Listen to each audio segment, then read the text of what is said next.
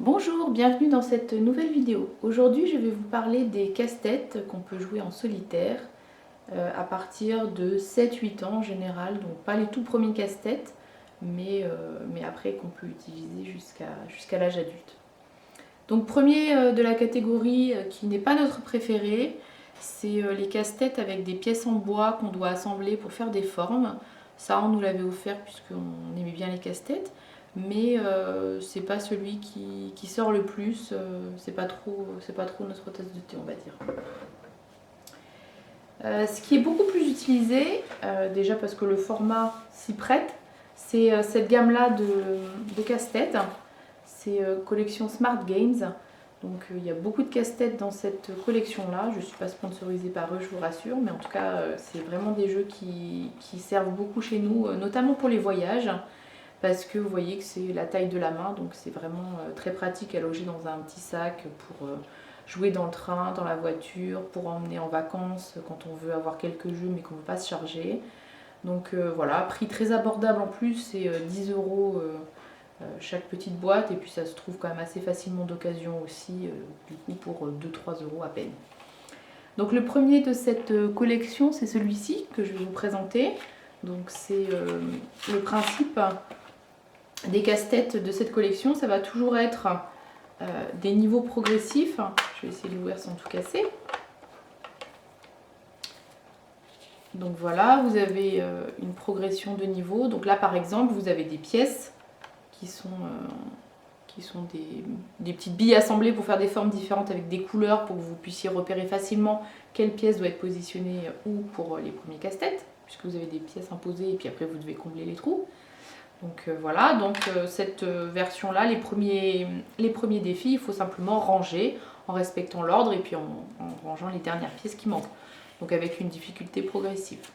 Ce qui est sympa dans celui-là, c'est qu'on a d'autres casse-têtes qui utilisent l'autre côté. Donc là, c'est une autre forme, donc c'est pareil, il faut tout ranger en respectant les couleurs de départ et puis compléter avec les pièces qui manquent. Donc avec de moins en moins de pièces indiquées, vous voyez sur les derniers niveaux, vous avez simplement 4 pièces de poser et puis il faut arriver à poser tout le reste.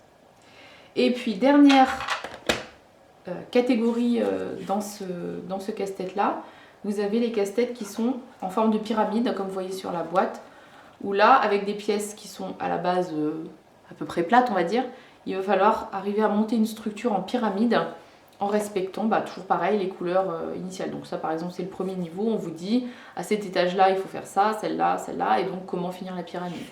Et puis il y a plusieurs niveaux, jusqu'au niveau par exemple expert, où là vous avez 2 pièces sur votre premier niveau et puis c'est tout.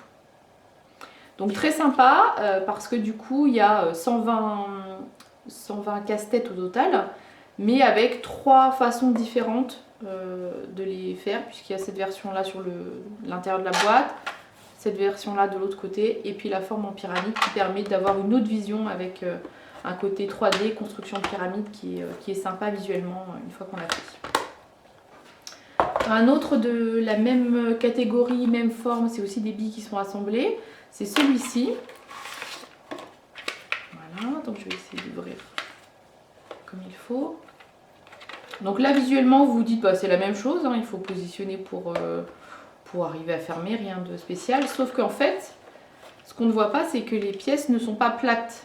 Vous voyez l'arrière il y a une zone de vide pour pouvoir ranger, puisqu'en fait il faut arriver pour les casse-têtes à ranger des formes qui ne sont pas plates de base dans une boîte qui a l'air plate visuellement. Donc voilà, si je le positionne comme ça rentre. Ça ne rentrera pas autrement, mais par exemple comme ça, je pourrais le mettre comme ça rentrerait, mais par contre ça ne fermerait plus. En tout cas, ça ne remplirait pas tous les trous.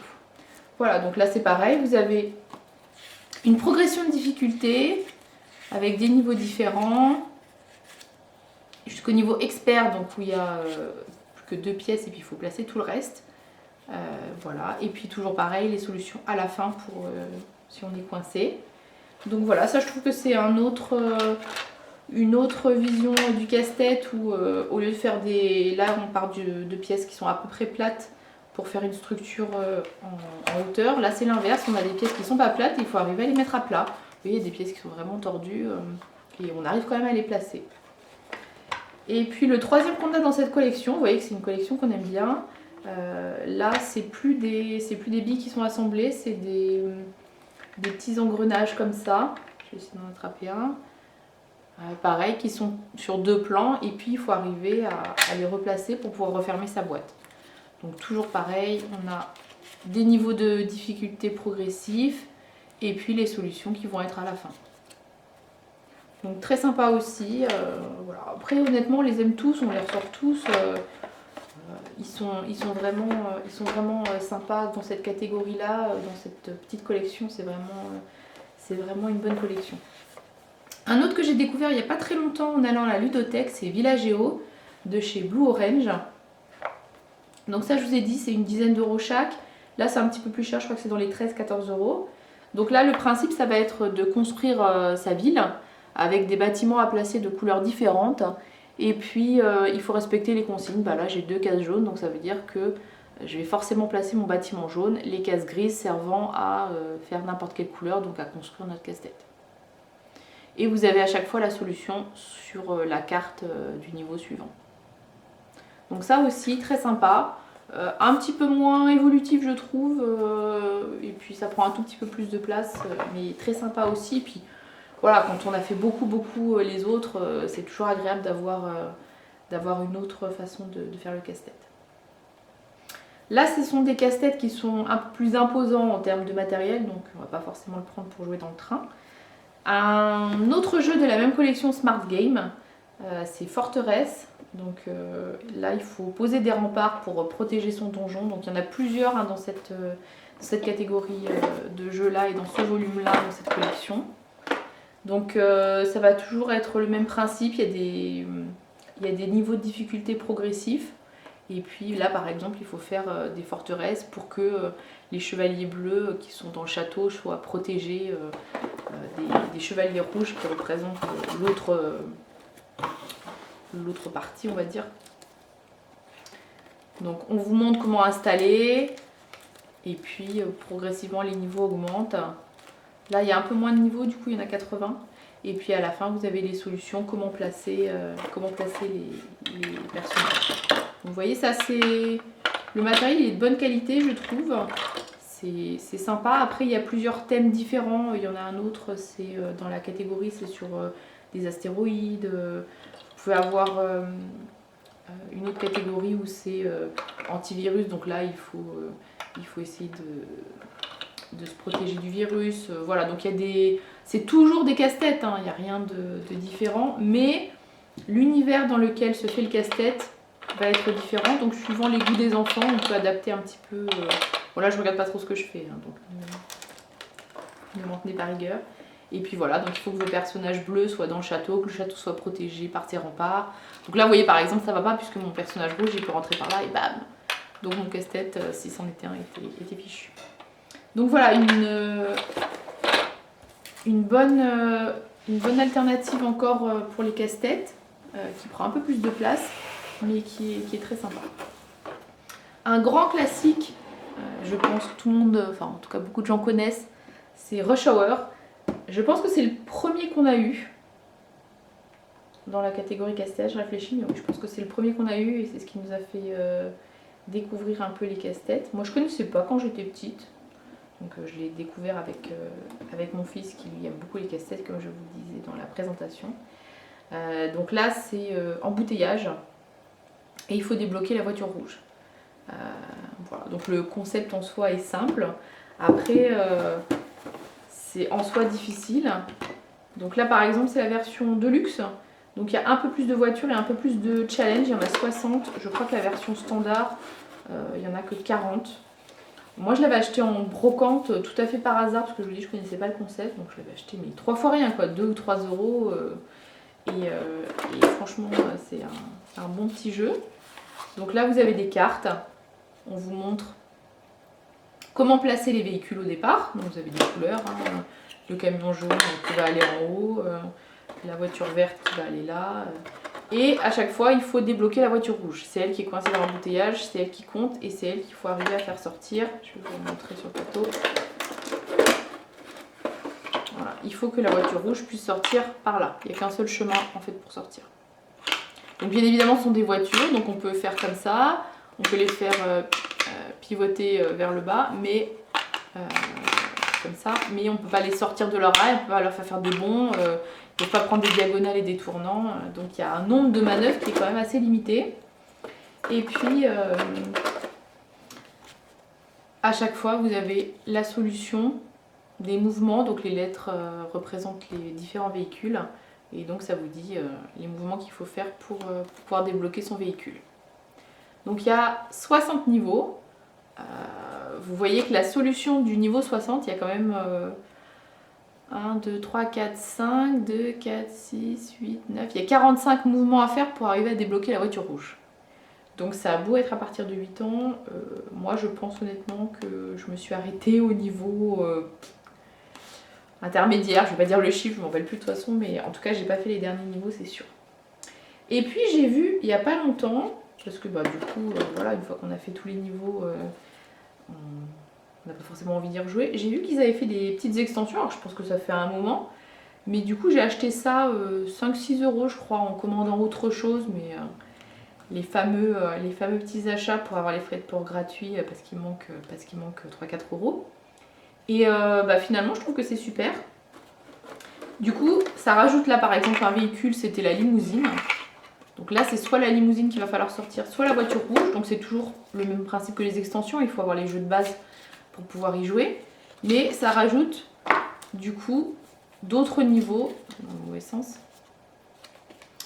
Et du coup bah là un véhicule, j'ai vu qu'il y avait aussi une extension taxi jaune, je crois qu'il y en a même encore une autre. Voilà, donc ça peut être sympa pour... moi j'aime bien, plutôt que de racheter des jeux, quand il y a des petites extensions qui permettent de renouveler un petit peu la mécanique du jeu, je trouve que c'est sympa. Et ça permet de continuer à utiliser un jeu qu'on a fini entre guillemets et dont on s'est lassé, en redonnant un petit peu de dynamique dessus. Donc Rush Hour, un grand classique des casse-têtes, mais franchement très sympa. Et voilà, j'ai découvert il n'y a pas longtemps qu'il y avait des extensions qui se faisaient, et du coup je trouve que c'est une bonne idée pour se relancer dedans. Et puis le dernier, pas forcément en termes de... il n'y a pas d'ordre de choix, hein, c'est simplement la taille. C'est ce casse-tête là, c'est Marble Circuit. Donc là en fait il va falloir créer des circuits de billes. Donc ça c'est un qu'on aime bien aussi parce que tout bêtement quand on installe ces billes, qu'on les voit tomber, et ben c'est super chouette. Voilà. Donc le principe c'est qu'il va y avoir des pièces qu'il va falloir positionner toujours selon le même principe, hein. Il y a des niveaux différents, les cartes et puis les solutions qui vont être derrière. Donc il y a des niveaux progressifs. On va installer ces billes, donc il y a une réglette qui est à mettre. Si je mets dans le bon sens, ce sera mieux. Donc le plan il est un petit peu incliné de base pour que les billes puissent tomber. Donc, ça ne se verra pas forcément ici. Donc là je pense que c'était un niveau qui était déjà installé, je sais pas, enfin bref, on verra. Donc on a des petites billes qu'on positionne en haut.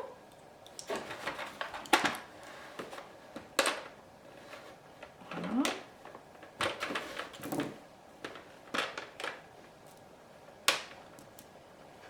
Sur la réglette.